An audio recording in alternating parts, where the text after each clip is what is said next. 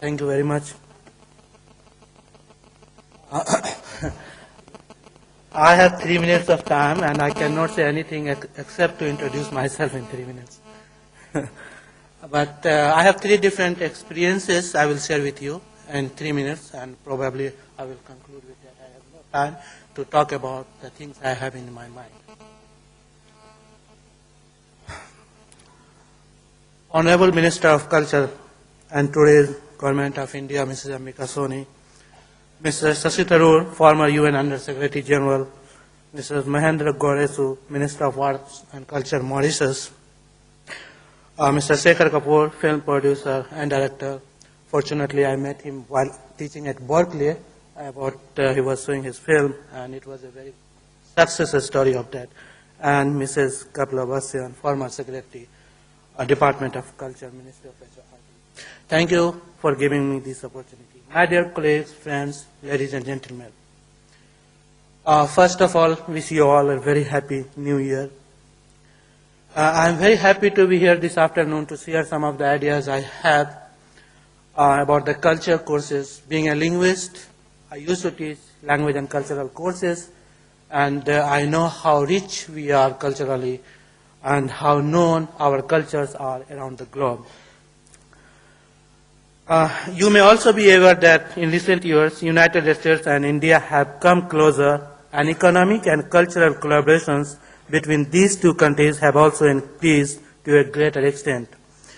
Joint ventures and technological exchange between these two largest democracies in the world are expected to continue for many decades to come.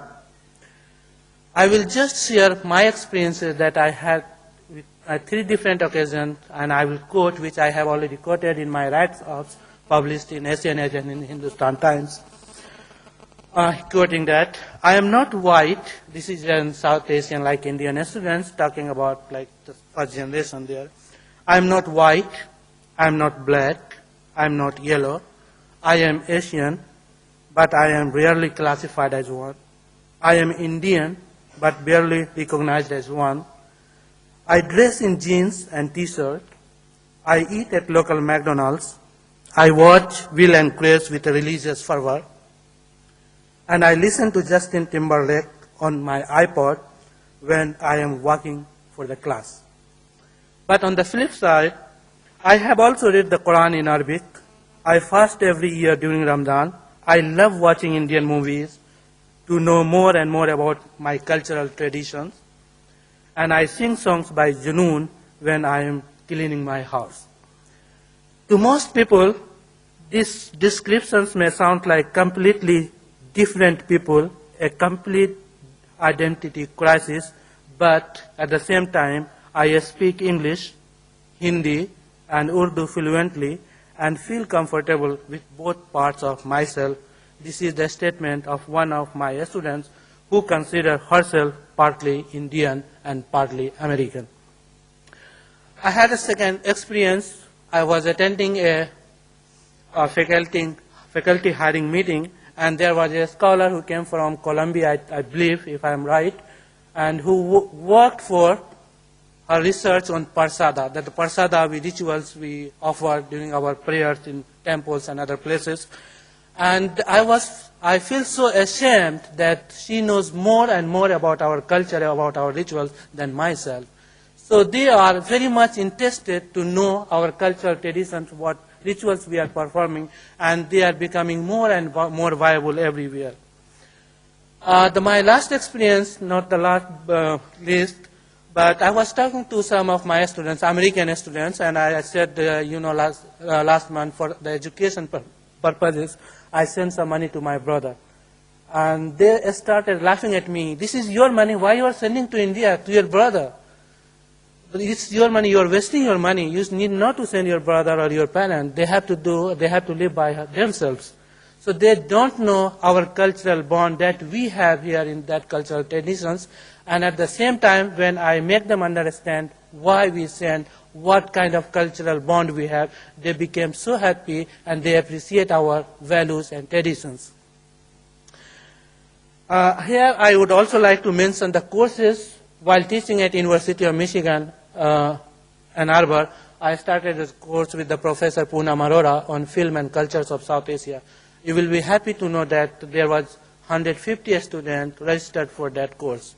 And subsequent year, number goes more than 200. So our cultural courses are becoming more and more popular. And also in terms of number of students, like according to a new report you might have seen in the news that International Educational Exchange, India sent the most number of students to US with a 10% increase this year. So everywhere in the United States, Indian festivals are celebrated. The annual Diwali celebration, this is just an example of my university I am teaching at,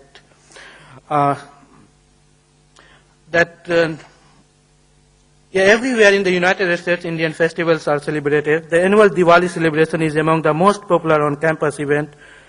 This year, Diwali show that includes 200 participants, represented a wide array of backgrounds and talents ranging from white to brown to black, from Christian to Buddhist to Hindu, stand on a stage to thunderous applause with around 3,000 spectators.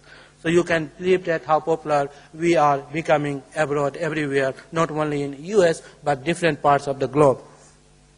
Cultural rituals are celebrated every year by different ethnicities. Rituals are celebrated in order to keep the memories that our ancestors have started and pass them through the new generations. The increase of South Asian community had had a major positive weight on American society. This can be seen as the major influence of Bollywood movies on the American society. This increases the chance of other cultures being able to understand and appreciate the Indian culture, and in this way we are influencing the lifestyle of American society. And also you might be aware that recently US House of Representatives approved a resolution recognizing the significance